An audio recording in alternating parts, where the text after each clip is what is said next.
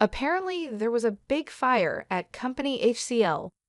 When I heard the news, it felt like I had been hit on the head with a hammer because that's where my husband works. I hoped he was okay. I called him, praying he had escaped the fire. The phone rang, and then I heard his voice say, "Hello. Eric, where are you? Are you safe?" I asked, my voice getting louder with relief. He sounded annoyed and said, "What's the matter with you? Why are you talking so loud? I'm at work. Don't call me while I'm working." Then he hung up. At least he wasn't involved in the fire, but his response was strange. "My name is Lisa, and I'm 35 years old. I'm a nurse and work has always been the main part of my life. I got married 6 years ago when I was 29. I felt lucky to get married just before turning 30. I met my husband Eric through a mutual friend. We hit it off right away and have enjoyed our married life in company housing. We've been married for 6 years, but we don't have any children yet. I believe we can build a happy family together." Eric is sometimes self-centered, but he's generally a kind and good person. He shows his love to me, and I feel safe with him. However, lately he's been very busy with work, even working on his days off. He seems tired and doesn't pay much attention to me at home. After dinner, he sits on the sofa with the TV on, but doesn't watch it. He looks at his phone all the time, using the TV as background noise. When I talk to him, he only responds with "yeah" or "oh" or something like that. I thought maybe I said something to make him upset, but I decided he was just tired from his busy work schedule. If he was that tired, I would make sure to bring him lunch and prepare dinner every day. I tried to make our daily lunch and dinner nutritious and well-balanced. Then one day, something strange happened. The day before, a coworker called me to ask if I could switch from the night shift to the day shift. So I suddenly had to change to the day shift. I had originally told my husband I would be working the night shift, so I thought I should tell him about the change. But I was busy and ended up emailing him on the same day. I emailed him, saying that I had switched to the day shift and would make dinner and wait for him. But he didn't reply. I thought he was busy at work, so I focused on my own work too. But even after I finished work, he still hadn't responded. He used to reply quickly, even using emojis sometimes. But this time, he only read my message and didn't reply. Is he working so hard, or is this just what happens after 6 years of marriage? Feeling a little sad, I went to the supermarket on my way home from work to buy some ingredients because I decided to cook a nutritious dinner for him again. It was very cold that day, so I decided to make a one-pot dish. I cut up the ingredients and waited for him to come home so I could start cooking right away. But no matter how long I waited, he never came home. He usually arrives home at 8 p.m., but when he finally came home, it was already 10 p.m. "Welcome back. You're home late. Did you have to work overtime?" "Oh yeah, but did you have to work the day shift suddenly?" Yeah. A coworker had an emergency. I was a little late in telling you." "I see. Well, I guess you couldn't help it, but it's a little annoying that you told me on the same day. I might have had plans for a drink or something." "Oh, you're right. I'm sorry." I said that and turned on the stove for the pot. "Oh, you haven't eaten yet?" "No, I thought I'd wait for you." "Well, thanks, but next time you don't have to wait for me." I felt a little sad hearing my husband say that. I waited for the hot pot to boil. It started to simmer, so I served my husband's portion, then mine. I was starving after waiting for him all this time. I was enjoying the hot pot, thinking it was delicious. Then I noticed my husband wasn't eating much. "What's wrong? You don't seem to be eating much," I said. He looked a bit confused and replied, "Oh yes. Actually, I was working late, and a junior colleague bought me a rice bowl, so I'm not really hungry." Okay. You should have told me that before I started making the hot pot," I said, feeling a bit upset. He seemed to notice my mood and said, "Okay, put my portion in the fridge. I'll eat it tomorrow morning," trying to cheer me up. Then he lay down on the couch. A few minutes later, he got up and suddenly said, "I'm going for a walk." "That's unusual," I said. "I haven't been getting enough exercise lately, and I've been working late, so I need a change of pace," he answered as he began to get ready to go out. I felt a little empty sitting alone at the table eating the hot pot, so I put my portion in the fridge too. I felt like I had eaten too much, and my husband and I hadn't spent much time together lately, so I decided to go for a walk with him. But he refused and said it's not good to move just after eating. He also said he wanted to go for a long walk alone. He ended up going out for a walk by himself. I thought his behavior was suspicious, so I secretly followed him. My fear turned out to be true. Despite my voice, my husband was walking with great enthusiasm. He stopped in front of the park, a bit far from our house. He looked around and seemed to be communicating with someone on his phone. I wondered who he was talking to. A few minutes later, a car pulled in. My husband approached the car and started talking lightly with the person in the driver's seat. It was dark and hard to see, so I couldn't make out much more. I got closer to the car and saw the person in the driver's seat. She had long curly hair and glossy lipstick. It was a woman, laughing happily as my husband got into the passenger seat. He was totally having an affair, right? By the time I thought that, the car had already driven away. I stood there for a while stunned. Then my husband sent me a text message saying he met someone he knew and would be home a little late. Someone he knew just out of nowhere. I didn't believe him at all. He had said he had already eaten and didn't have an appetite. But it was past 3 a.m. when he came home. He didn't even notice that I was awake. He seemed tipsy and went to the kitchen to drink a glass of water. After that, he often worked overtime only when I was on the day shift. We always had a hard time matching our off days, but now it's even harder. Yesterday he worked overtime, and today he has to work on his day off. But is it really work? I wonder if he's meeting the woman I saw that day. I can't help but think about it. I went online to look for information about detective agencies and found myself submitting an investigation request to the most reliable one. I felt guilty about investigating behind his back, but if nothing is going on, I could trust my husband again. So I decided to have them investigate. Waiting for the results of the investigation was really hard. My husband was as quiet as ever, and every time I saw his face, the woman was on my mind. I wanted to get a clear picture as soon as possible. Then something incredible happened. It was Saturday, and I was busy working as usual on the day shift. My husband was also at work on his day off. I was concentrating on my work, thinking that since we were both at work, I didn't have to think about anything else. Then I heard the sirens of a fire truck in the distance. The sound got closer and closer, louder and louder. Just when I thought they were passing by, I heard another siren.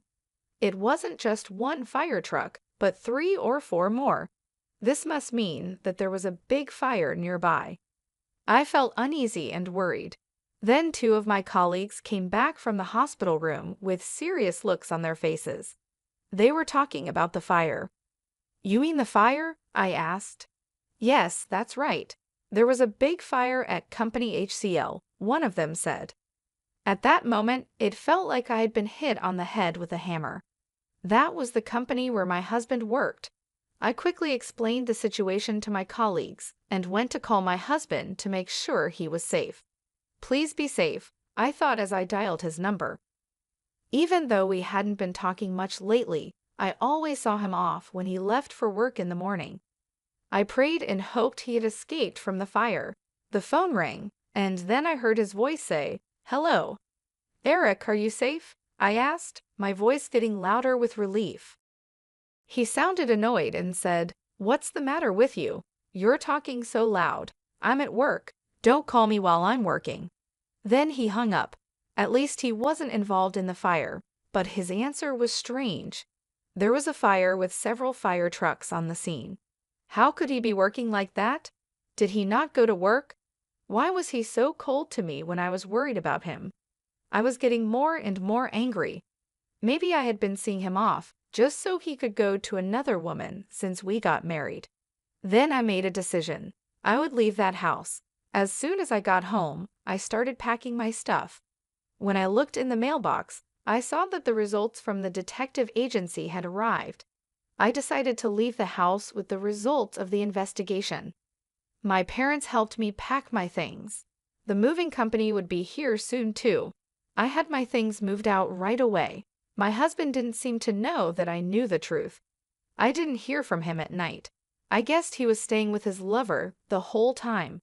I packed a lot of my furniture and appliances for my single days. The room was almost empty and looked deserted. Staring at the room, I realized I had no lingering affection for this life.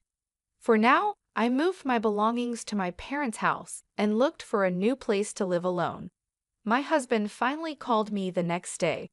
"Hey, what's going on? Most of your stuff is gone." Of course, I moved out of that house. What? What were you thinking? When are you coming back? What about my food? What about the house chores? I was in shock. After all this, that's all you think about when it comes to me? While talking to him, I remembered the fire at his company. This guy was with his affair partner instead of going to work.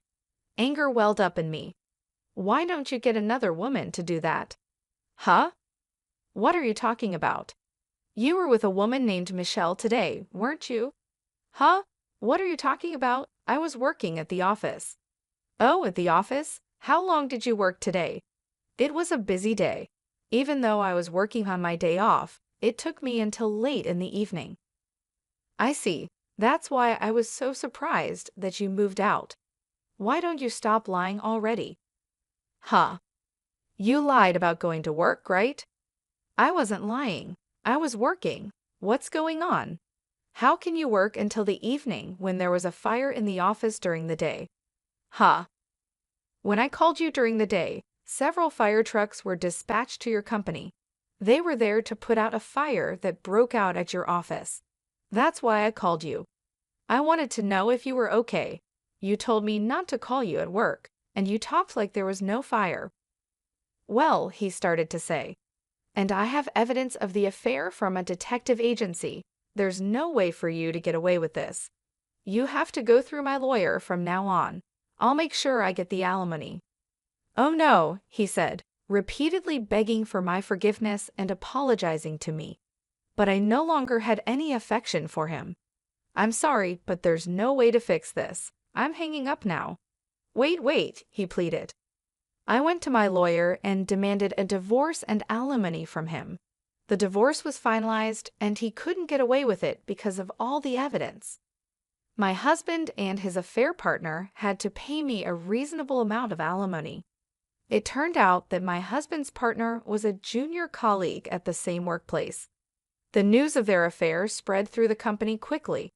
Having an affair when the company was dealing with a fire caused a lot of negativity among their colleagues. My husband and his affair partner are now getting cold stares from everyone around them, and they feel very ashamed of themselves. They really deserve it. Meanwhile, I moved into my new place and started to rebuild my life. My parents were incredibly supportive during this tough time. They helped me pack up my things and settle into my new home. It wasn't easy, but I felt a sense of relief being away from the toxic environment I had been living in. I focused on my job and took on more shifts at the hospital. My colleagues noticed that I was quieter than usual, but they respected my need for space. Slowly, I started to feel more like myself again. I even picked up a new hobby, gardening. It was therapeutic to nurture something and watch it grow. 2 weeks later, I received a letter from my ex-husband. He apologized again and begged for another chance. He wrote about how much he missed me and how miserable he was without me. But his words didn't move me. I had made my decision, and there was no turning back.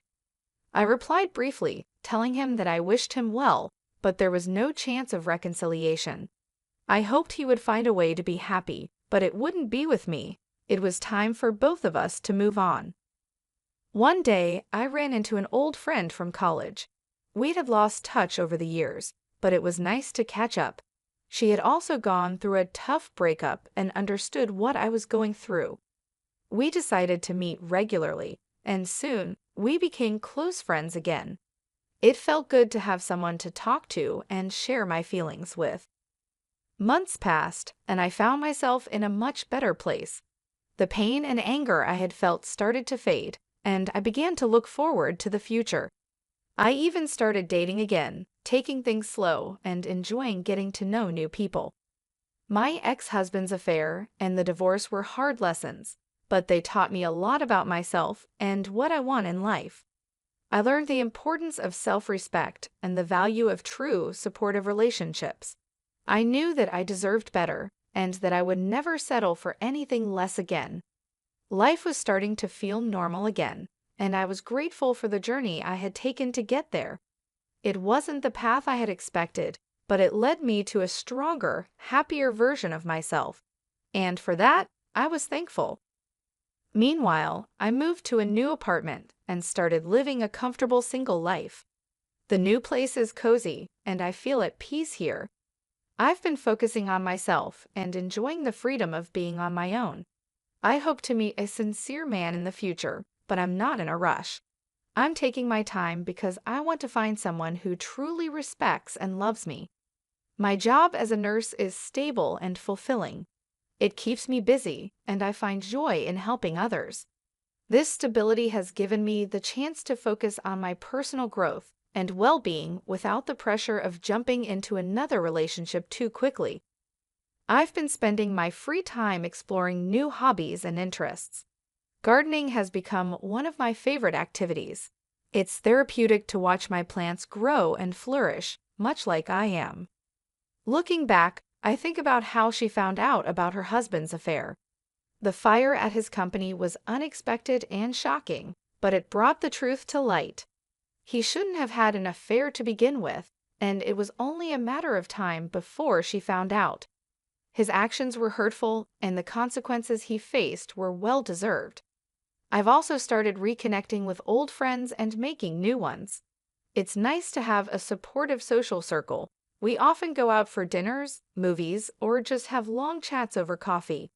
These interactions have been crucial in helping me heal and move forward. I've learned a lot from this experience. I've learned to value myself more and to recognize the red flags in a relationship. I've also learned the importance of taking things slow and not rushing into anything. This time, I want to make sure that my next relationship is built on trust, respect, and mutual understanding. For now, I'm content with my single life. I enjoy coming home to a peaceful, quiet apartment. I love having the time to read, cook, and just relax without any worries. My evenings are often spent with a good book or a movie, and sometimes I treat myself to a nice homemade meal or a dessert. I know that finding the right person will happen when the time is right. Until then, I'm focusing on making myself happy and living a fulfilling life. The journey has been tough, but it has also made me stronger and more self-aware. Enjoying my single life as a nurse has been a rewarding experience.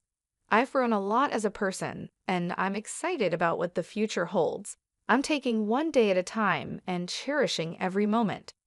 I know that when I do meet someone special, I'll be ready, and it will be worth the wait.